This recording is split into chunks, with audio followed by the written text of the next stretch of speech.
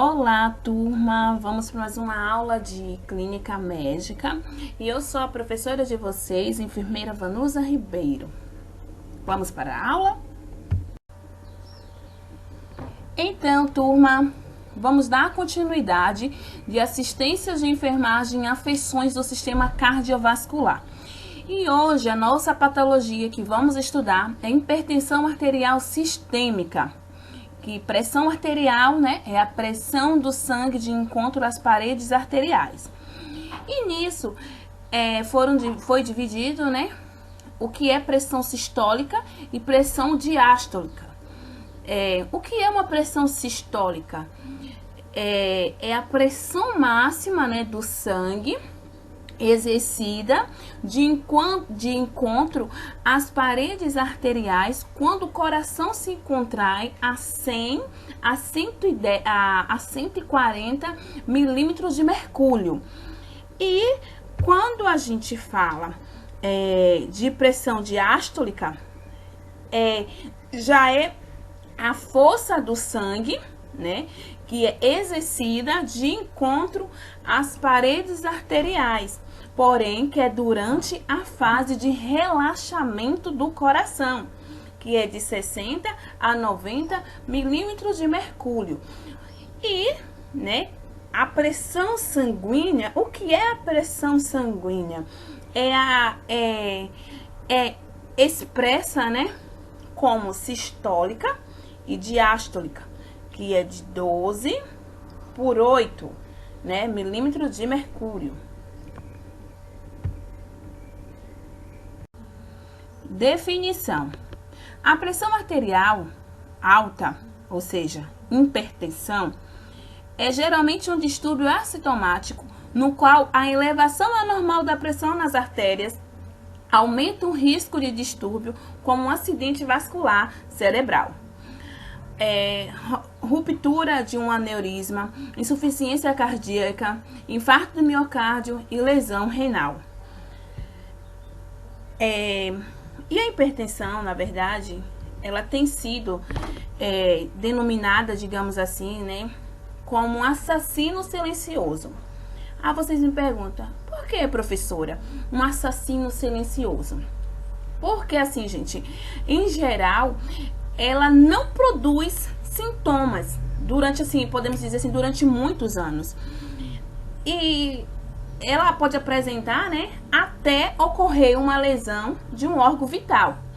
E assim, a pressão arterial, ela é definida pela pressão sistólica média, assim, digamos, em repouso de 140 milímetros de mercúrio ou mais. E também, né, pela pressão diastólica em repouso, que fica em média de 90 milímetros de mercúrio ou mais. Nos casos, né, de hipertensão arterial, é comum tanto a pressão sistólica, né, ou a pressão ou sistólica ou quanto a pressão diastólica, elas estarem elevadas, entendeu? Então, assim, é comum.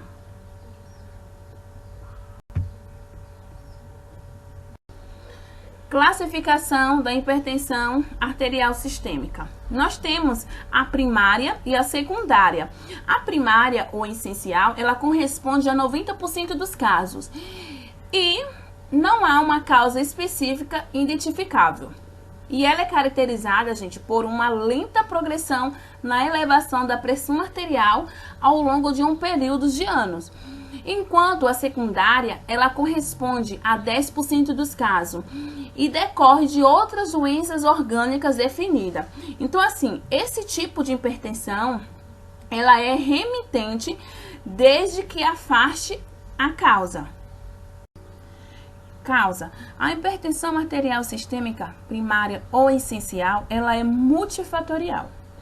Ela pode ser hereditariedade do meio ambiente, que é a mudança de hábitos de vida e também de condições gerais inerentes. Também através de influências renais, fatores hemonodinâmicos, que entra a hipertrofia e contração musculares do vaso. Também pelas condições clínicas associadas, como obesidade, tabagismo, diabetes, alcoolismo e entre outras. Enquanto a hipertensão arterial secundária, ela tem vários tipos de origem. Ela pode ser origem endócrina, aí vem a diabetes, né? Porque da diabetes, a origem renal, por exemplo, através de uma nefropatia associada à doença sistêmica. Também ela pode ser de uma origem vascular, por exemplo, de um aneurisma da artéria renal. Ela pode ser também de uma origem neurogênica. Por que uma origem neurogênica? Um pós-trauma craniano ou pós um acidente vascular cerebral hemorrágico também. Ou de outras causas, como estrógeno, doenças hipertensivas específicas da gravidez e entre outras. A incidência, professora, quais são as incidências? As incidências são mais elevadas em mulheres do que em homem, e ela pode aumentar após a menopausa. E também, vocês não devem esquecer que ela tem mais incidência na raça negra e também em pessoas obesas. Então, vamos se cuidar, né, galerinha? Sintomas. Na maioria dos indivíduos, a hipertensão arterial ela não produz sintomas, como eu falei em alguns slides anteriores. Também tem alterações na retina, hemorragia, exudatos, estreitamento das arteriolas. Também tem nictura, azoctemia, comprometimento vascular cerebral com crise isquêmica, hemiplegia temporária, perda de consciência ou alteração da visão, que como a gente chama de turbação visual, sintomas cerebrais como as dores de cabeça, que é na verdade um mecanismo desconhecido, tonturas intensas também entra. Dispneia ao esforço, entra dores torácica, sangramento nasais, claudicações intermitente. E nessa claudicação intermitente, digamos assim, que é o comprometimento vascular dos membros inferiores. Diagnóstico. A pressão arterial ela deve ser mensurada após o paciente permanecer sentado ou deitado durante 5 minutos. Uma leitura igual ou superior a 140/9 milímetros de mercúrio, ela é considerada alta. Mas assim, não é possível, gente, basear um diagnóstico apenas em uma leitura. Às vezes, mesmo várias leituras com valores altos não são suficientes assim, para o estabelecimento de um diagnóstico. Se a leitura, por exemplo, inicial apresentar um valor alto, a pressão arterial ela deve ser medida novamente e em seguida, né, medida mais 2 vezes em pelo menos 2 outros dias, para se assegurar o diagnóstico de pressão arterial. Em alguns casos, em alguns médicos, né, eles falam que para ter um diagnóstico exato, ele pega o paciente e pede para esse paciente aparecer no PSF sempre nos mesmos horários, durante, por exemplo, uma semana ou durante um mês, para então descobrir a pressão arterial desse paciente, porque às vezes esse paciente está com 15/9 e é um paciente sadio, por exemplo.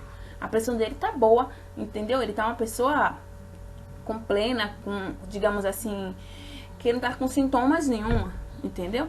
E de paciente que chega com 10/9, 10/8 e tá com pressão alta. Então, por isso que é preciso, né, aferir a pressão desse paciente ou mensurar essa pressão durante 2 dias ou 8 dias ou 15 dias, depende do paciente.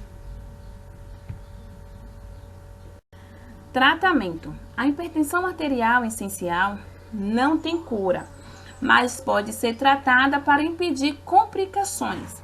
As alterações dietéticas dos indivíduos diabéticos, obeso ou com nível sanguíneo de colesterol elevado também são importantes para a saúde cardiovascular geral e pode tornar desnecessário o tratamento medicamentoso da hipertensão arterial. Então, assim, a prática moderada de exercício aeróbico é muito útil, desde, que a pressão arterial esteja sob controle. E também, assim, os indivíduos com hipertensão arterial essencial, ele não precisa restringir suas atividades. Enquanto os tabagistas, eles devem deixar de fumar. Terapia medicamentosa. São utilizados diurético e também vasodilatadores periféricos. Tem medicamento como losartana, hidroclorotiazida, que são utilizados para o controle, São a terapia medicamentosa. Vamos para os cuidados de enfermagem. Os cuidados de enfermagem é avaliar a pressão arterial a cada 30 minutos ou quando necessário, até estabilizar a pressão. Avaliar a pulsação periférica também. E também tem que observar sinais de insuficiência cardíaca, como taquicardia, agitação, cianose, também dispneia. E também observar se as extremidades desse paciente estão frias.